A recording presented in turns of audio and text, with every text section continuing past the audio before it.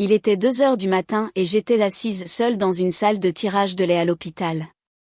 L'air sentait l'antiseptique et le café éventé, et le seul son était le bourdonnement mécanique de la machine. Je m'appelle Laurence et j'ai 34 ans. Mon fils, Léo, était un étage en dessous de moi, en néonatologie, se battant pour sa vie. Il était arrivé à seulement 27 semaines, un tout petit oiseau d'1 kilo. J'étais épuisée, terrifiée, et j'avais juste besoin de ma famille. Mes mains tremblaient lorsque j'ai envoyé un message à notre groupe de discussion familiale parisien obsédé par l'image. Léo passe une mauvaise nuit. S'il vous plaît, priez pour lui. Quelques minutes plus tard, mon téléphone a vibré. C'était de ma tante Rebecca, la matriarche de notre famille. Ce n'était pas un texte. C'était une photo d'elle souriant dans une robe de soirée sur une scène, parfaitement posée. La légende disait, si fière de représenter notre famille à la Fondation des hôpitaux pour enfants. Gala redonné. Avez-vous déjà vu votre crise la plus profonde ignorée ou pire, utilisée comme une opportunité photo par les personnes qui étaient censées s'occuper le plus de vous? Faites-moi part de votre histoire dans les commentaires. Cette photo, ce n'était pas seulement une bévue déconnectée. C'était un message. C'était un symptôme de toute ma vie avec eux. Voyez-vous, dans ma famille, nous n'étions pas juste une famille. Nous étions une institution, un nom parisien de vieille richesse, obsédé par le pédigré, la philanthropie, et surtout l'image. Nos vies étaient dirigées depuis le bureau immaculé en acajou de la fondation familiale, et sa PDG officieuse était ma tante Rebecca. Rebecca, la sœur aînée de ma mère, avait pris les rênes après le décès de ma mère. Elle n'était pas chaleureuse. Elle était efficace. Elle gérait la réputation de la famille comme un faucon. Et tout ce qui ne correspondait pas au récit de parfait, charitable et fort était, eh bien, un problème à gérer. Mon mari, Romain, un architecte, était un partenaire solide. Il avait réussi. Il avait fière allure en costume. Il était approuvé. Mais ma carrière, c'était un embarras silencieux. Je suis rédactrice de demandes de subventions. Je travaille pour des associations désordonnées, celles qui traitent de la toxicomanie, du sans-abrisme, de la violence domestique, le genre de problème que la fondation de Rebecca préférait résoudre à distance avec un gros chèque médiatisé. Pas en se salissant les mains. Laurence est la sensible, disait Rebecca lors des dîners de famille, ce qui était un code pour instable et un peu une déception. Mon plus grand échec à leurs yeux était ma difficulté à donner le prochain héritier. Romain et moi avions essayé pendant des années. Nous avions enduré 2 fausses couches dévastatrices. Chaque fois, la réponse de la famille était silencieuse, clinique. C'étaient des événements malheureux, des affaires privées à cacher, comme si mon chagrin était un inconvénient social. Lorsque j'ai annoncé que j'étais enceinte de Léo, la réponse de Rebecca fut un sourire pincé. Eh bien, espérons que tu puisses être calme cette fois, ma chère. Pour le bien du bébé. C'est pourquoi le silence après la naissance de Léo était si assourdissant. La césarienne d'urgence, la terreur de sa naissance à 27 semaines. C'était mon échec ultime. C'était désordonné. C'était dramatique. C'était tout ce que notre famille n'était pas censée être. Et cette photo de Rebecca n'était pas seulement un oubli. C'était une déclaration. Je suis à un gala, projetant la force de notre famille. Tu es à l'hôpital, projetant la faiblesse. Reprends-toi. Je savais à ce moment-là que j'étais complètement et totalement seule. Ces premières semaines se sont transformées en 5 semaines angoissantes d'isolement total. Mon monde a rétréci à la taille de l'incubateur de Léo. La néonatologie est une planète étrangère. Elle a son propre langage, sa propre gravité. On apprend à parler en grammes et en millilitres. On apprend à lire le moniteur cardiaque pour savoir quelles alarmes signifient il oublie juste de respirer et lesquelles signifient courez. Léo était si petit. Juste 1 kilo. Sa peau était comme du papier. Je m'asseyais près de son incubateur pendant 12 heures par jour, lui lisant des livres. Je devais être en train de lui lire dans sa chambre à la maison, et le silence de ma famille était assourdissant. J'envoyais des nouvelles au groupe de discussion. Léo a pris 20 grammes aujourd'hui. Il est sevré du ventilateur et sous CPAP. Mon père, Richard, renvoyait un simple pouce levé. Ma belle-mère, Brigitte, rien. Romain était mon roc, mais il devait retourner au travail pour maintenir notre assurance. Il venait le soir, épuisé, et nous nous asseyions près de l'incubateur de Léo, main dans la main.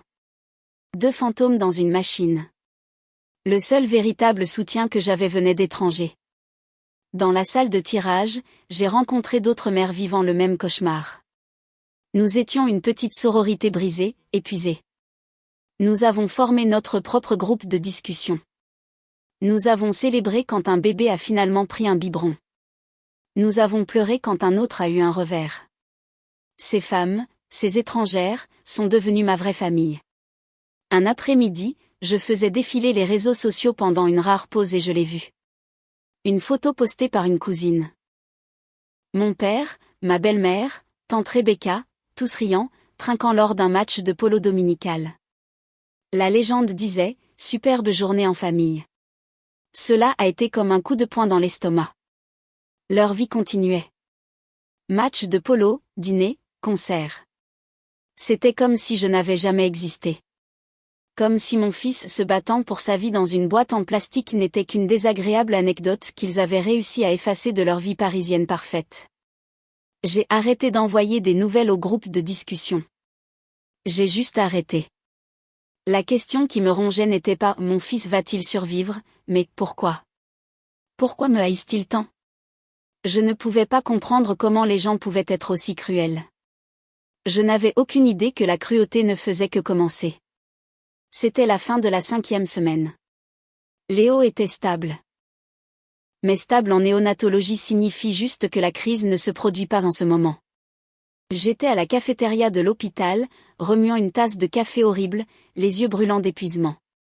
L'endroit était ma nouvelle maison, remplie des mêmes internes fatigués et de l'odeur de pâtes réchauffées. Je m'étais installée dans ce rythme engourdi et douloureux. Se réveiller. Tirer mon lait. Conduire à l'hôpital. M'asseoir près de l'incubateur. Tirer mon lait. Parler au médecin. Tirer mon lait. Rentrer à la maison. Dormir 3 heures. Répéter. Romain et moi étions comme des navires qui se croisent la nuit. Ma famille, ils avaient juste disparu. J'ai sorti mon téléphone pour envoyer un message à Romain. Et il a juste explosé. L'écran s'est illuminé comme un arbre de Noël. 73 appels manqués, des dizaines de messages, tous de mon frère, Étienne. Mon cœur n'a pas seulement battu la chamade. Il a claqué contre mes côtes. 73 appels. Ce n'est pas prendre des nouvelles. C'est « quelque chose s'est passé ». Mes doigts tremblaient si fort que je pouvais à peine déverrouiller le téléphone. J'ai ouvert son dernier message. Envoyé quelques secondes auparavant. Tout en majuscules. Laurence. Réponds. C'est tante Chantal. Elle est à l'hôpital européen Georges Pompidou. C'est grave. Tante Chantal. L'autre sœur de ma mère. La tante mise de côté. Celle que Rebecca a toujours repoussée. Le monde a basculé. Je me suis précipitée hors de la cafétéria, mon sandwich à moitié mangé oublié, et je l'ai appelé. Il a décroché à la première sonnerie. Laurence, où étais-tu ? J'appelle depuis des heures. Sa voix était tendue. Frénétique. C'est un journaliste. Il n'est jamais frénétique. Je suis là, Étienne, je suis à l'hôpital. Mon téléphone était en silencieux. Qu'est-ce qui ne va pas ? Qu'est-il arrivé à tante Chantal ? Il y eut une lourde pause. Le son d'un système de sonorisation d'hôpital en arrière-plan de son appel. Elle a eu un AVC massif ce matin, dit-il, la voix brisée. C'est grave, Laurence. Ils ne savent pas si elle va s'en sortir. Je me suis appuyée contre le mur, le carrelage froid pressé contre mon dos. Oh mon Dieu. Est-ce que quelqu'un est avec elle ? Tout le monde est là, a dit Étienne. C'est pour ça que j'appelle. Tout le monde est à Georges Pompidou. Papa, Brigitte, Rebecca, tout le monde. Et regarde, papa demande pourquoi tu n'es pas là. Il est vraiment blessé. Tu n'es pas venu. Je ne pouvais pas traiter les mots. C'était comme s'il parlait une langue différente. Un rire amer et froid s'est échappé de ma gorge. Cela ressemblait à un aboiement. Il est blessé. Il est blessé que je ne sois pas là. Laurence, quoi? Oui, ta tante est. Étienne, je l'ai interrompu. Ma voix dangereusement calme. Où étaient-ils? Où étaient-ils tous? Personne n'est venu ici depuis 5 semaines. J'ai un fils en néonatologie et pas une seule personne n'est venue. Pas papa, pas Brigitte, pas Rebecca, personne, pas un appel, pas une visite, rien. Le silence à l'autre bout de la ligne était absolu. Je pouvais juste l'entendre respirer. Traitant ce qu'il venait de dire. Sa voix a complètement changé. La panique avait disparu, remplacée par une confusion froide et nette. De quoi tu parles? Ce n'est pas possible. Si, Étienne. J'ai été seule. Mais Laurence, tante Rebecca nous a dit qu'elle coordonnait des repas pour toi. Elle a dit qu'elle te rendait visite, qu'elle s'asseyait avec Léo pour que tu puisses te reposer. Elle a dit que tu étais complètement dépassée et qu'elle avait dit à tout le monde que tu ne voulais aucune visite. Elle a dit qu'elle gérait tout.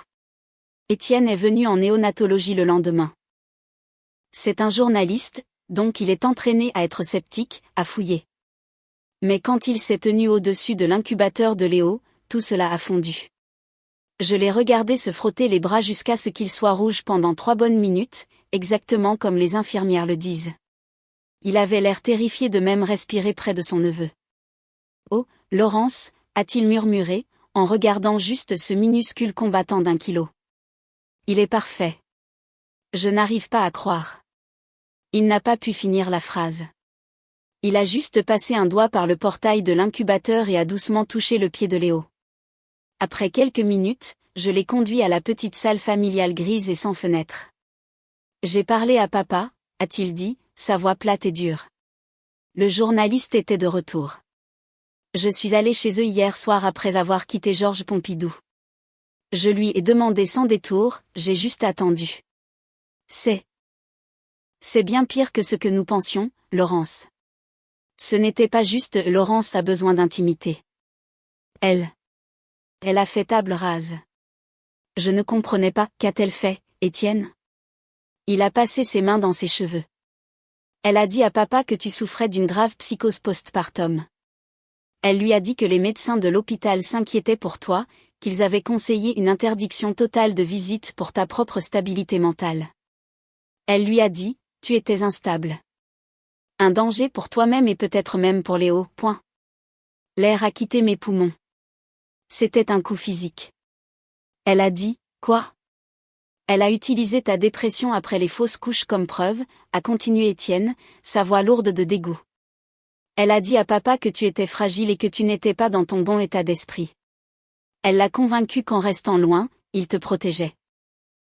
Il suivait les ordres des médecins. J'ai tout vu dans cet horrible instant de clarification. Les émojis de pouces levés, le silence. Ce n'était pas seulement de la négligence.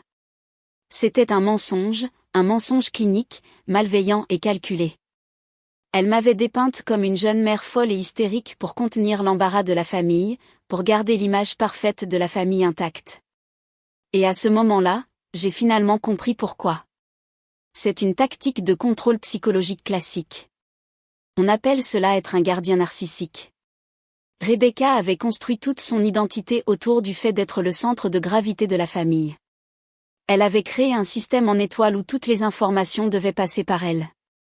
En contrôlant la communication, elle contrôlait la famille. Elle ne m'a pas seulement isolée. Elle a isolé tout le monde de moi. Il ne suffisait pas que je sois la sensible. Elle devait me dépeindre comme l'instable parce que cela renforçait sa propre position de matriarche stable et capable. Ce n'était pas juste de la jalousie. C'était une démarche froide et systématique pour maintenir le pouvoir. Elle protégeait la fondation. Le nom de la famille. Ma souffrance n'était pas une tragédie pour elle. C'était une responsabilité. Elle a fait du gaslighting à toute notre famille pendant des années, a dit Étienne comme s'il lisait dans mes pensées. Je ne l'ai jamais vu avant maintenant. J'ai regardé mon frère et le brouillard de chagrin et de confusion dans lequel j'avais été pendant 5 semaines s'est finalement dissipé. Il a été remplacé par quelque chose de froid, de dur et de tranchant. Organise un appel, Étienne, ai-je dit. Quoi? Organise un appel vidéo avec eux tous. Je veux qu'il me voie. Je veux qu'il voie mon fils et je veux voir son visage quand je lui demanderai. Étienne a organisé l'appel pour ce soir-là. Il a utilisé son ordinateur portable, l'installant dans la petite salle familiale beige juste à l'extérieur des portes de la néonatologie. Mes mains étaient stables. La femme qui avait pleuré jusqu'à s'endormir pendant 5 semaines avait disparu. À sa place se trouvait quelqu'un que je ne reconnaissais même pas. Quelqu'un qui se sentait froid, clinique. Étienne a appuyé sur le bouton d'appel. Une seconde plus tard, leurs visages ont clignoté sur l'écran. Ils étaient tous là, entassés dans la chambre d'hôpital de tante Chantal à Georges Pompidou. Mon père Richard, son visage semblant 10 ans plus vieux. Ma belle-mère Brigitte se tordant les mains, et au fond, les bras croisés, tante Rebecca, son expression soigneusement neutre comme un PDG observant une négociation hostile. Laurence, a commencé mon père, sa voix épaisse et tremblante. Laurence. Étienne nous a dit. Nous n'avions aucune idée. Nous. D'abord, ai-je dit et ma voix était si froide que même moi j'ai été surprise. Regardez-le. J'ai pris l'ordinateur portable et j'ai marché les quelques mètres jusqu'à la grande fenêtre d'observation de la néonatologie. J'ai orienté la caméra vers le minuscule incubateur dans le coin, vers les lumières bleues de bilirubine, vers le nid de fil. C'est votre petit-fils, papa. C'est Léo. Il a 5 semaines. Il pèse 1 kilo. Et pendant 5 semaines, il s'est battu pour sa vie. Seul. Et vous? Vous avez cru un mensonge. Vous avez cru que j'étais folle parce que c'était plus facile que de prendre le téléphone et de m'appeler vous-même. Le visage de mon père s'est juste effondré. Il a mis sa tête dans ses mains. Brigitte sanglotait ouvertement. Mais ensuite, la voix de Rebecca a retenti. Aiguë, impatiente et en colère. Laurence, tu es hystérique, a-t-elle claqué. C'est exactement le genre de drame que nous essayons d'éviter. Tu étais instable. Tu es instable. Nous respections les souhaits du médecin. Les souhaits du médecin, ai-je dit, en tournant la caméra vers mon propre visage. Ou vos souhaits, Rebecca. Vous n'avez jamais parlé à un médecin. Vous n'êtes jamais venu ici. Vous n'avez jamais passé un seul appel. Je protégeais cette famille, a-t-elle riposté, son masque de sang-froid se fissurant enfin. Je protégeais votre père de vos dépressions nerveuses. Quelqu'un devait gérer la situation. Gérer? J'ai presque ri. C'est ce que vous faisiez au gala de l'hôpital pour enfants? C'était gérer la situation? Dites-moi. Comment cette photo vous a-t-elle fait vous sentir, Rebecca? Quand vous étiez sur cette scène, acceptant les applaudissements pour votre générosité? Je me suis penchée près de la caméra et toute la pièce est devenue silencieuse. Comment vous êtes-vous senti en sachant que mon fils était sous ventilateur à quelques kilomètres de là? Vous n'avez pas seulement menti. Vous avez joué la comédie. Vous avez utilisé la crise de mon fils comme un accessoire pour votre réputation. Vous n'avez pas protégé cette famille. Vous avez protégé votre image. Mon père a levé les yeux, ses yeux grands ouverts d'abord vers moi, puis se tournant lentement pour regarder Rebecca. Le choc sur son visage n'était plus seulement de la culpabilité. C'était de la compréhension. Il l'a enfin vu. Le visage de Rebecca, pour la première fois de sa vie, était pâle de rage et de peur. Elle avait été exposée. Elle a ouvert la bouche, mais rien n'est sorti. Elle était réduite au silence. Et dans ce silence, j'ai finalement eu toute la paix dont j'avais besoin. J'ai tendu la main et j'ai mis fin à l'appel. Les conséquences de cet appel n'ont pas été bruyantes. Ce fut un silence assourdissant et lourd. Le lendemain matin, mon père, Richard, et ma belle-mère, Brigitte, attendaient devant les portes de la néonatologie. Quand je suis arrivée, ils semblaient brisés. Mon père, que je n'avais jamais vu qu'en costume impeccable, semblait ne pas avoir dormi depuis des jours. Ses yeux étaient rouges. Laurence, a-t-il commencé, sa voix épaisse. Nous sommes venus rencontrer notre petit-fils. Il n'y avait pas d'excuse, pas de justification, juste une honte profonde et profonde. J'ai hoché la tête une fois et je les ai conduits à l'évier. Ils se sont frottés les bras pendant 3 bonnes minutes, tout comme Étienne l'avait fait. J'ai regardé mon père, cette figure puissante de Paris, se tenir au-dessus de l'incubateur de Léo. Et pour la première fois, j'ai vu l'homme, pas l'image. Il n'était qu'un grand-père plein de regrets.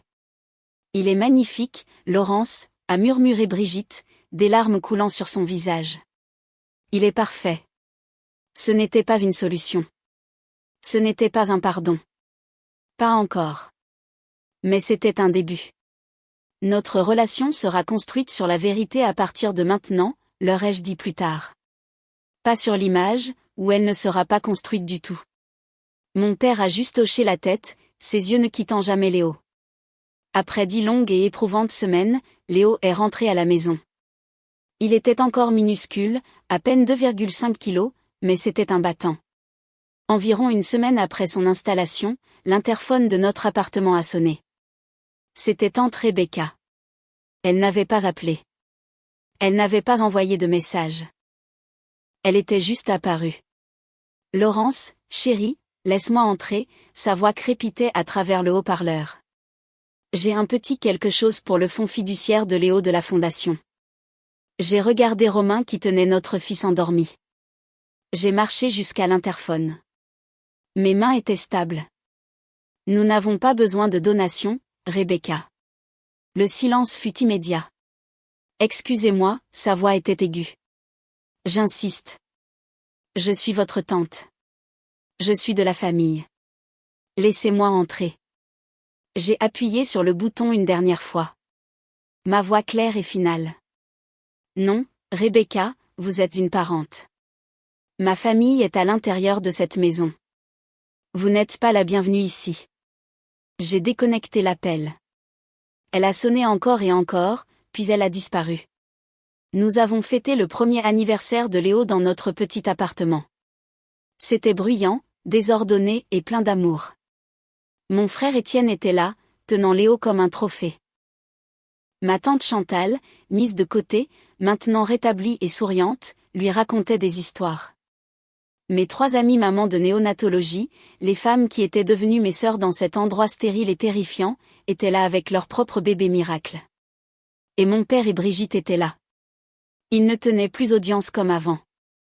Ils étaient juste là, présents, silencieux. Mon père était par terre, aidant Léo à déballer un cadeau. J'ai regardé ce groupe, ce patchwork de personnes, et j'ai réalisé ce que j'avais appris. On nous enseigne tous que la famille est une obligation inconditionnelle, que le sang est tout. Mais ce n'est pas le cas. Ce n'est pas une obligation.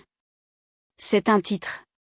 C'est un titre qui doit être gagné par l'amour, le respect et l'action. S'éloigner d'une relation sanguine toxique n'est pas un acte d'échec. Ce n'est pas un abandon. C'est un acte courageux d'autopréservation. C'est le moment où vous décidez enfin que vous et votre nouvelle petite famille méritent la paix plus que cette douleur. Avez-vous déjà dû redéfinir ce que la famille signifie pour vous? Qui est votre famille choisie qui s'est manifestée quand cela comptait le plus? Veuillez partager vos expériences dans les commentaires ci-dessous.